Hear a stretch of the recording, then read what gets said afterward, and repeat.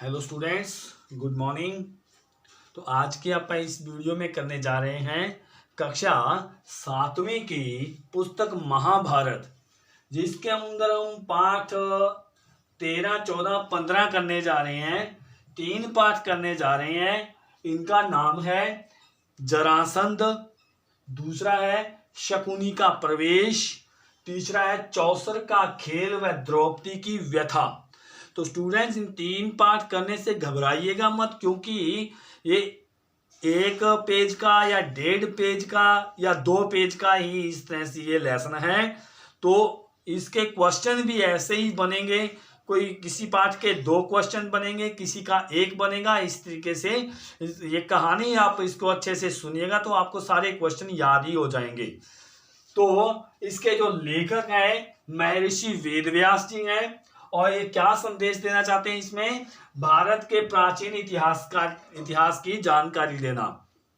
दूसरा, वे नैतिक विचारों का अध्ययन करवाना है। अच्छे अच्छे विचार, मौलिक विचार, हमारे कुछ ऐसे ऐसे गुण भी हैं इसके अंदर। ये नहीं है कि अकेला लड़ाई या युद्ध ही दिया हुआ है, इसके अंदर कुछ एक अच्छे गुण भी हैं, उदाहरण करने चाहिए हमारे को। तो देखिए, जरासंध कौन था, जरासंध ने क्या कुछ ऐसा किया, उसके बारे में हम आप पढ़ने जा रहे हैं। जरा ध्यान से सुनिएगा। युधिष्ठिर अपने भाइयों के सहयोग से इंद्रप्रस्थ में न्यायपूर्वक शासन करते रहे थे। तभी उनके भाइयों एवं मित्रों ने राजसूय यज्ञ करके सम्राट पद प्राप्त करने के लिए कहा। युधिष्ठिर ने इस संबंध में विचार करने हेतु श्री कृष्ण को बुलाया। श्री कृष्ण ने उन्हें समझाया कि मगध देश के राजा जरासंध के होते हुए वे सम्राट पद प्राप्त नहीं कर सकते, क्योंकि सभी उसका लोहा मानते थे। यहाँ तक कि शिशुपाल भी उसकी अधीनता स्वीकार कर चुका है। श्री कृष्ण स्वयं उसके साथ 3 वर्ष तक लड़कर हार गए। उन्हें मथुरा छोड़कर द्वारका जाना पड़ा। जरासंध से युद्ध करके ही राजसूय यज्ञ संभव है। युधिष्ठिर श्री कृष्ण की बात से सहमत हो गया, किंतु भीम ने माना। उसने कहा कि यदि मैं, अर्जुन और श्री कृष्ण मिलकर प्रयास करें तो उसे हरा सकते हैं। उन्होंने सबसे पहले जरासंध की कैद में बंद राजाओं को मुक्त कराने का निश्चय किया। जरासंध एक ऐसा राजा था, वो छोटे छोटे राजाओं को पकड़ के कैद में डाल देता। जब भी 100 राजा हो जाते थे उसके पास, वो 100 को मौत के घाट उतार देता था। तो इसलिए उसका वध भी करना जरूरी था, तभी यह राजसूय यज्ञ हो सकता था। इसलिए वे व्रती लोगों का वेश बदलकर मगध में पहुंचते हैं। वहां जरासंध उनका स्वागत करता है। वहां पहुंचकर श्री कृष्ण ही जरासंध की बातों का उत्तर देते हैं। अर्जुन और भीम मौन धारण करने का नाटक करते हैं। श्री कृष्ण ने जरासंध को बताया कि वे आधी रात के बाद व्रत खोलने पर बोलेंगे। जरासंध ने उन पर विश्वास किया और उन्हें यज्ञशाला में ठहरा दिया। आधी रात के बाद जब जरासंध उनका हाल पूछने गया तो वह उनके रंग ढंग को देखकर हैरान हो गया। जरासंध ने पूछने पर तीनों ने उसे बताया कि वे उनसे द्वंद्व युद्ध करना चाहते हैं। भीमसेन और जरासंध में कुश्ती आरंभ हुई। उनकी यह कुश्ती 13 दिन और 13 रात तक चलती रही। 13 दिन तक लड़ते रहे ये। 14वें दिन जरासंध थक कर कुछ रुक गया। इतने में भीम ने श्री कृष्ण के संकेत पर जरासंध को उठाकर चारों ओर घुमाकर जोर से जमीन पर पटक दिया, जिससे जरासंध मर गया। उन तीनों ने जरासंध की कैद में बंदी सभी राजाओं को मुक्त करा दिया। उन्होंने उसके पुत्र सहदेव को राजगद्दी पर बिठाया और स्वयं इंद्रप्रस्थ लौट आए। जरासंध की मृत्यु के पश्चात पांडवों ने विजय यात्रा की तथा देश के समस्त राजाओं को अपने अधीन ले लिया। अग्र पूजा के लिए युधिष्ठिर ने भीष्म पितामह की सलाह से श्री कृष्ण की पूजा की। यह कार्य चैदी नरेश शिशुपाल को अच्छा नहीं लगा। उसने युधिष्ठिर को भला बुरा कहा। वह कुछ राजाओं सहित सभा से बाहर चला गया। युधिष्ठिर ने उसे बहुत समझाया, किंतु वह नहीं माना। उसने श्री कृष्ण से युद्ध किया। अंत में श्री कृष्ण के हाथों शिशुपाल मारा गया।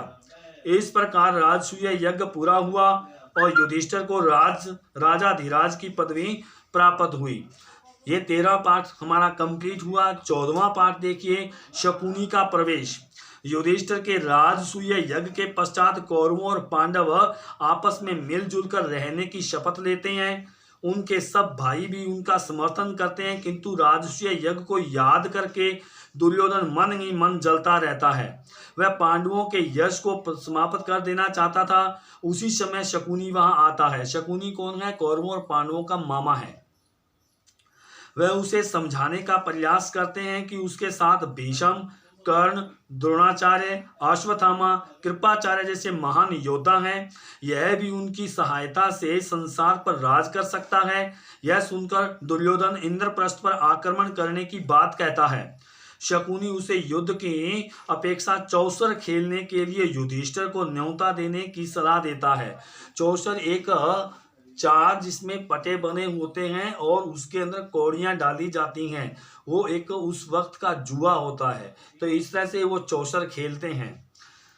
शकुनी धृतराष्ट्र के पास जाकर दुर्योधन की चिंता की बात कहता है। साथ ही उसे युधिष्ठिर को चौसर खेलने के न्योते की बात भी कहता है।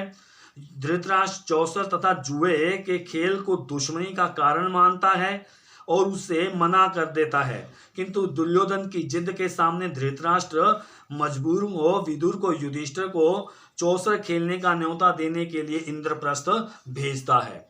तो स्टूडेंट्स, ये 14वां पार्ट भी हमारा कंप्लीट हुआ और 13वां पार्ट देखिए, चौसर का खेल व द्रौपदी की व्यथा। तो यही है जो चौसर का जो खेल है खेला जाता है, यही महाभारत के युद्ध का कारण बनता है। तो यही क्या कहते हैं कि कोई ताश खेलना है, कोई जुआ खेलना है या कोई इस तरह से चौसर खेलना है, ये कभी नहीं खेलना चाहिए, क्योंकि इसमें दुश्मनी ही होती है।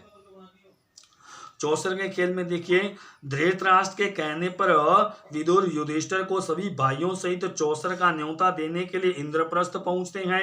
युधिष्ठिर चौसर के खेल को अच्छा नहीं मानता। विदुर भी ऐसे खेल को सारे अनर्थों की जड़ समझता है। वह स्वयं भी खेल के पक्ष में नहीं था, परंतु धृतराष्ट्र की आज्ञा से ही वह यहाँ आता है। युधिष्ठिर भी समझाता है, किंतु यदि वह यह निमंत्रण स्वीकार न किया तो कहीं धृतराष्ट्र अपना अपमान समझकर इंद्रप्रस्थ पर आक्रमण न कर दे। इसी कारण वह यह न्योता स्वीकार कर लेता है। युधिष्ठिर भी मजबूर हो जाता है बेचारा। हस्तिनापुर में युधिष्ठिर को सपरिवार एक सुंदर विश्राम गृह में ठहराया गया। अगले दिन सभा मंडप में पहुंचने पर शकुनी ने युधिष्ठिर को चौसर खेलने के लिए कहा, किंतु उसने समझाया कि यह खेल खेलना उचित नहीं है। किंतु शकुनी ने उसे उकसाने के लिए कहा कि वह हार जाने से डरता है। अंततः युधिष्ठिर खेलने के लिए तैयार हो गया। दुर्योधन ने अपने स्थान पर शकुनी को खेलने के लिए कहा। युधिष्ठिर ने इसे खेल के नियम के विरुद्ध कहा। सभा में भीष्म पितामह, कृपाचार्य, विदुर, धृतराष्ट्र आदि अनेक लोग थे। मंडप दर्शकों से भरा पड़ा था। युधिष्ठिर एक के बाद एक बाजी हारता गया। पहले रतन, फिर सोना, फिर रथ और फिर हाथी घोड़े। शकुनी पासे मानो अपने इशारों पर फेंक रहा था। युधिष्ठिर अपना धन दौलत, राज्य, दास दासियां सब हार गए। अंत में अपने भाइयों को भी दांव पर लगा दिया तथा उसने भी हाथ धो बैठा। फिर अपने आप को भी हार गया। इस पर शकुनी दुर्योधन के समर्थक हर्षनाद करने लगे। हर्षनाद का मतलब मजाक उड़ाने लगे उनका। शकुनी के उकसाने पर युधिष्ठिर ने अपनी पत्नी द्रौपदी को भी दांव पर लगा दिया और उसे भी हार गया। धृतराष्ट्र का एक पुत्र युयुत्स भी युधिष्ठिर के इस दाव से दुखी था। दुर्योधन ने विदुर को द्रौपदी को सभा में लाने का आदेश दिया, किंतु विदुर ने कहा कि युधिष्ठिर को स्वयं को हार जाने पर द्रौपदी को दांव पर लगाने का कोई भी अधिकार नहीं था। विदुर के न जाने पर दुर्योधन ने अपने सारथी प्रतिकामी को द्रौपदी को लाने के लिए कहा। उसने जाकर द्रौपदी को बताया कि युधिष्ठिर आपको जुए में हार चुके हैं। मैं आपको लेने आया हूं। अब आपको धृतराष्ट्र के महल में दासी का काम करना होगा। द्रौपदी ने प्रतिकामी से कहा कि पहले युधिष्ठिर से यह पूछ कर आओ कि उसने जुए में अपने आप को हारने से पहले द्रौपदी को दांव पर लगाया था या बाद में। भरी सभा में प्रतिकामी ने युधिष्ठिर से प्रश्न किया तो दुर्योधन ने कहा कि उसे जाकर कहो कि वह स्वयं आकर युधिष्ठिर से प्रश्न पूछ ले। प्रतिकामी के कहने पर द्रौपदी ने सभा में आने से इनकार कर दिया और इस प्रश्न का उत्तर युधिष्ठिर से लाकर देने को कहा। दुर्योधन द्रौपदी के उत्तर से बेचैन हो उठा और उसने दुशासन को द्रौपदी को लाने के लिए कहा। दुशासन द्रौपदी को बालों से पकड़कर घसीटता हुआ सभा में लाया। इसे देखकर धृतराष्ट्र के बेटे विकर्ण को बहुत दुख हुआ और उसने चौसर के खेल को धोखे का खेल बताया। उसने द्रौपदी को दांव पर लगाने को भी न्यायोचित नहीं माना, क्योंकि अपने आप को हारने के बाद युधिष्ठिर को किसी और को दांव पर लगाने का कोई हक नहीं था। फिर वह पांचों भाइयों की पत्नी है, इसीलिए उसने द्रौपदी को नियम पूर्वक जीता हुआ नहीं माना। विकर्ण के इन शब्दों से सभा में हंगामा मच गया, किंतु कर्ण ने उसे बच्चा कहकर शांत कर दिया। दुशासन द्रौपदी का चीर खींचने लगा तो उसका चीर बढ़ता ही गया। वह थक कर बैठ गया। इस दृश्य को देखकर सभा में उपस्थित लोग भयभीत हो गए। भीम ने क्रोध में भरकर प्रतिज्ञा की कि जब तक वह दुशासन की छाती को चीर नहीं देगा तब तक वह इस संसार से विदा नहीं होगा। धृतराष्ट्र को लगा कि यह सब ठीक नहीं हुआ है, यह उनके पुत्रों और कुलों के विनाश का कारण बन जाएगा। उसने द्रौपदी को अपने पास बुलाकर शांत किया और युधिष्ठिर को दुर्योधन को के कुचाल के लिए क्षमा करके इंद्रप्रस्थ जाकर रहने के लिए कहा। पांडवों ने इस प्रकार बच जाने से कौरव बड़े क्रोधित हुए। शकुनी और दुशासन ने दुर्योधन को फिर भड़काया कि वह धृतराष्ट्र को कहे कि युधिष्ठिर एक बार फिर चौसर खेले। धृतराष्ट्र ने युधिष्ठिर को बुलाने के लिए पुनः दूत भेजा। युधिष्ठिर ने पिछली घटना को स्मरण करते हुए दुखी होकर निमंत्रण फिर स्वीकार कर लिया। युधिष्ठिर ने पुनः हस्तिनापुर में जाकर चौसर खेला, लेकिन इस बार यह शर्त रखी गई कि हारने वाला 12 वर्ष तक सपरिवार वन में जाएगा एवं 13 वर्ष अज्ञातवास के रूप में बिताया। 13वां वर्ष यानी कि 12 वन में और 1 अज्ञात। यदि अज्ञातवास में उनका रहना उजागर हो जाता है तो फिर से 12 वर्ष में बना रहना पड़ेगा, वन में रहना पड़ेगा। युधिष्ठिर फिर से हार गए और 12 वर्ष के लिए सपरिवार वन में चले गए। तो इस प्रकार स्टूडेंट्स हमारे ये 3 जो पार्ट हैं पूरे हुए। इसके जो क्वेश्चन हैं इनके मैं लिस्ट बना के आपके पास भेज दूंगा। धन्यवाद।